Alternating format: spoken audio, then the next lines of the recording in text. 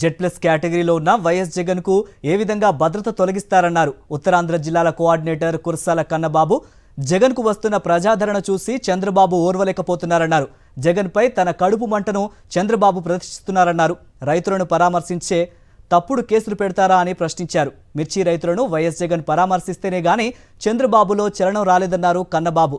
YS Jagan కు యథావిధిగా భద్రత కొనసాగించాలని డిమాండ్ చేశారు.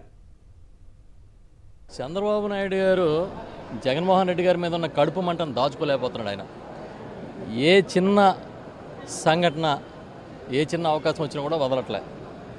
నిన్న మిర్చి యార్డుకి వెళ్ళి రైతుల కష్టాలని స్వయంగా తెలుసుకొని వాళ్ళకి మేము బాసటగా ఉన్నామని చెప్పడానికి గుంటూరు వెళ్తే జెడ్ కేటగిరీ ఉన్న ఒక నాయకుడికి, ఒక మాజీ ముఖ్యమంత్రికి కనీసం ఒక కానిస్టేబుల్ కూడా లేకుండా మొత్తం ఆ సెక్యూరిటీని విత్డ్రా చేసి వాళ్ళందరినీ కూడా పంపించేసి ఒక వికృత ఆనందాన్ని, ఒక రాక్షస ఆనందాన్ని పొందారు.